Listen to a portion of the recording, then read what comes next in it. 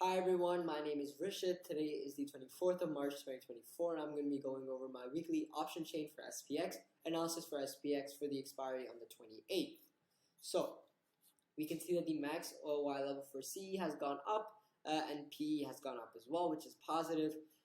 Quantity is higher for PE, which is positive. The change is higher for PE, which is another positive. Short squeeze is higher for CE, which is again a positive actually. And PCR is extremely overbought, which is a negative. Implied volatility has gone down, and so has historical volatility, which are two positives. RSI is higher, positive. No divergence, positive. ADX is higher, and ATR is ADX is higher, which is a positive. ATR is higher, which is negative. Both EMAs are higher. VWAP is higher, so that's three positives.